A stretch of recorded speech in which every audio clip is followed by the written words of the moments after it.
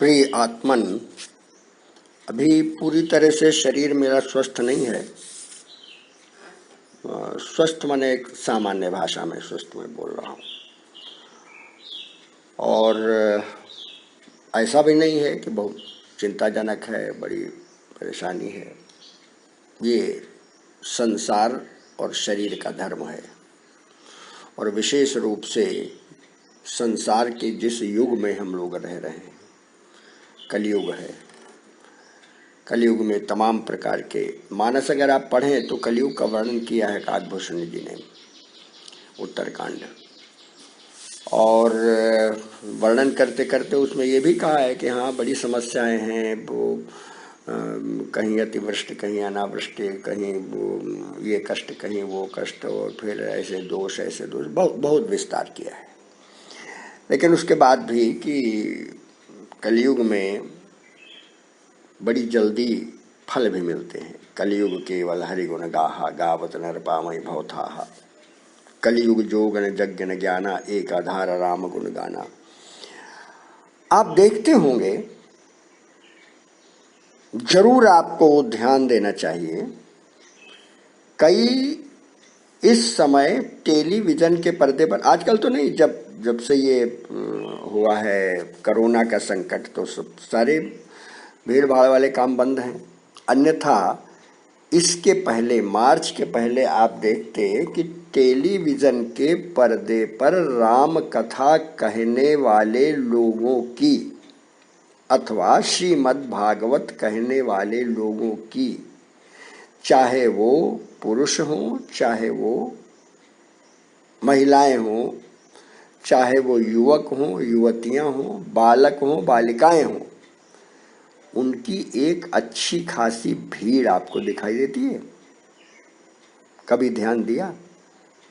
नए नए तैयार हो जाते हैं, शक्ल सूरत ठीक है उनकी, रंग पोत दिया, उनको कुछ अभ्यास करा दिया, या उनको सहज अभ्यास हो गया, वो बोलते हैं और भीड़ इकट्ठी होती है और उनके अनुयायी बनते हैं। ये क्या है? कलयुग में, ऐसे समय में धर्म के प्रचार का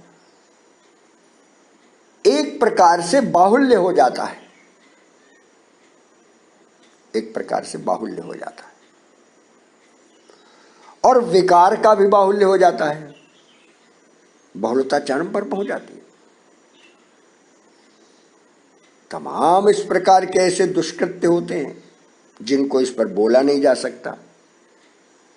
देखते सुनते रहते होंगे आप, अखबारों में, टेलीविजन में, एक तरफ ही। तो व्यापारी टेलीविजन के आधार पर व्यापार करने वाले लोगों ने क्या किया कि ये धार्मिक चैनल हैं तो ये ऐसे चैनल हैं, ये ऐसे चैनल हैं, ऐसे चैनल हैं, जो चाहो आप देख लीजिए। तो मेरे आत्मीय जन,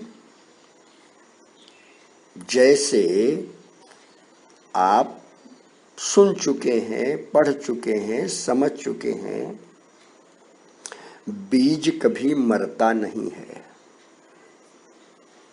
आज बहुत प्रकार से विकार, दोष, प्राकृतिक, मानवीय, जीव जंतु का अस्त व्यस्त होना, जो अच्छे जीव हैं विलुप्त हो रहे हैं, खराब जीव बढ़ रहे हैं, ऐसा हो रहा, वैसा हो रहा वनस्पतियों में।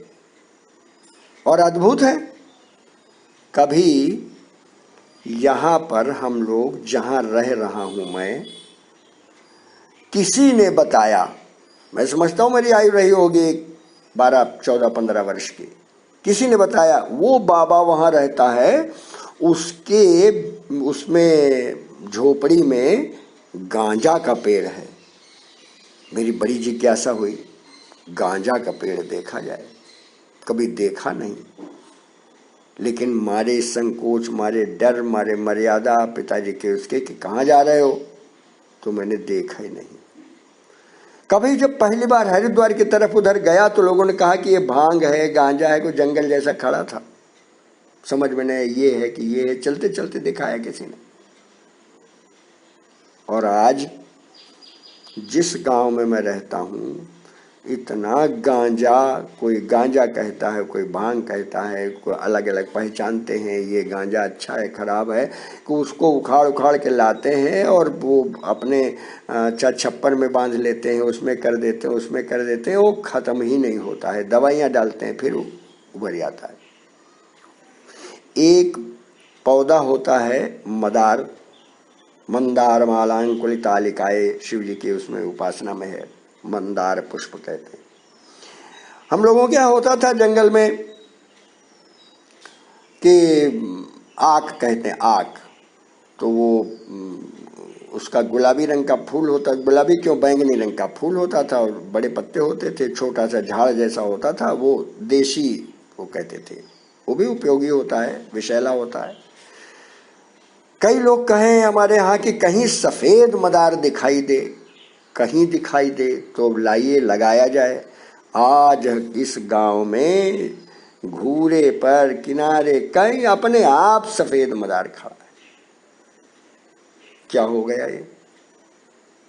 दुर्लभ वस्तुएं सुलभ हो रही हैं, अच्छी बुरी कुछ समझ में नहीं आ रहा, समझ में नहीं आ रहा क्या हो रहा है। अब के हम लोग देखते हैं कि जामुन फला ही नहीं, ये जो देशी बबूल होता बड़ा उपयोगी होता है, इसके फल आए ही नहीं। नीम में फल लगे ही नहीं, जहां मैं रह रहा हूं आज बता रहा हूं। और अशोक इतना फल गया, इतना फल गया कि फट गया और उसकी डालें छटवा के रखवाई गई तो कम से कम 4-5 क्विंटल फल लगा होगा उसमें, इतना फल गया। आप विचार करिए क्या हो रहा है।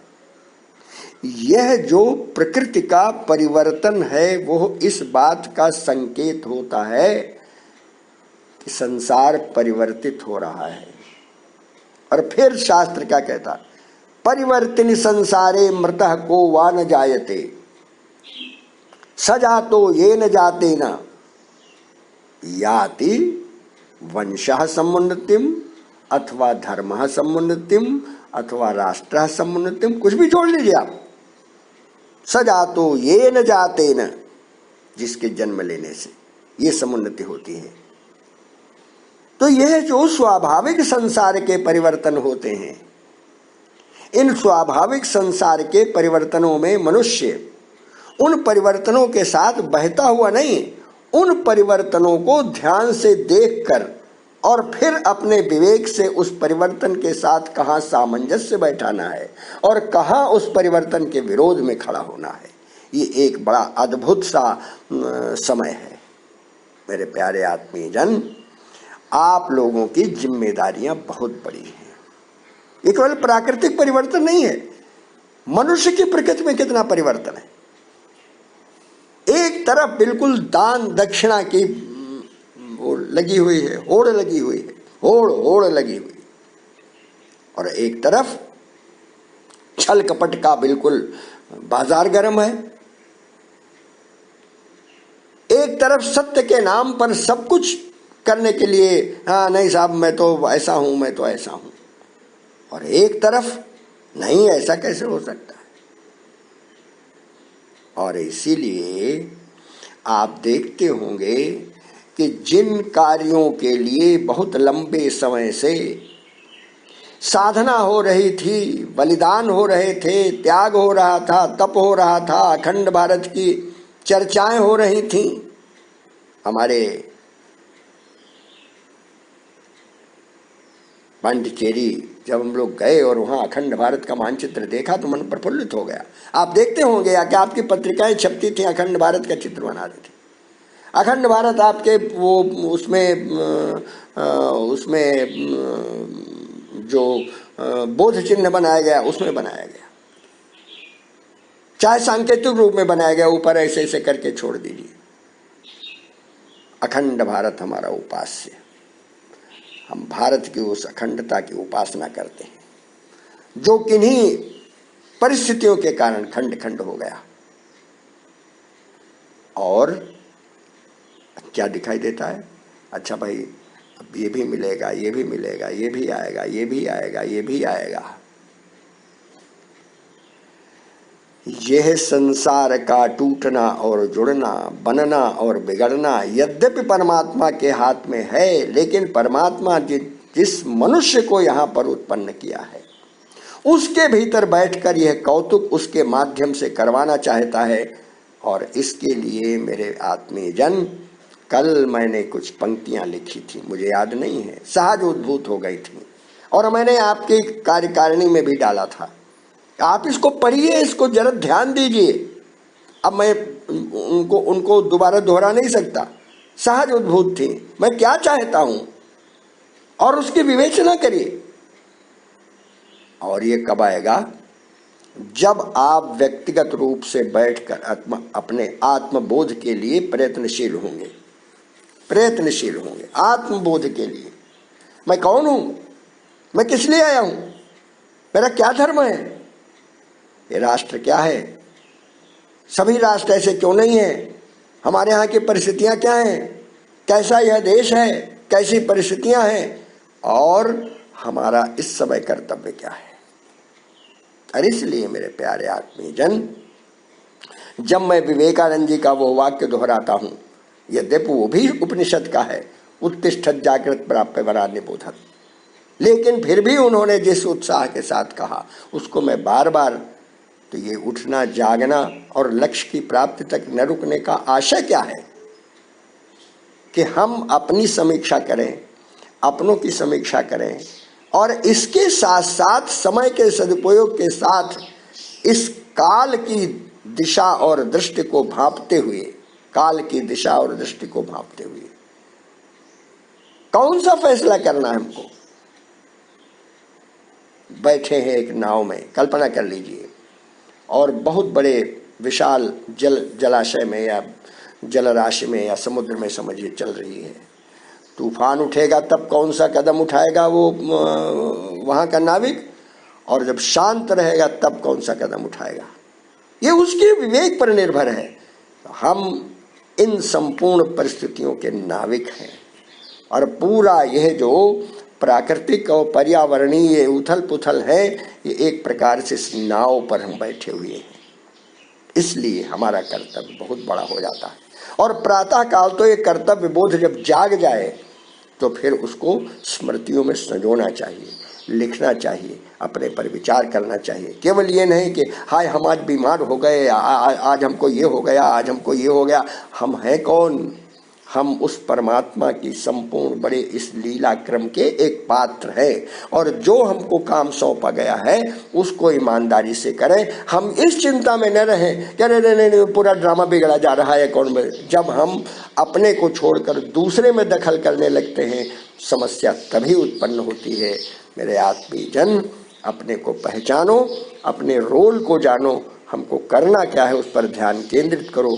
बहुत बहुत आशीष, धन्यवाद।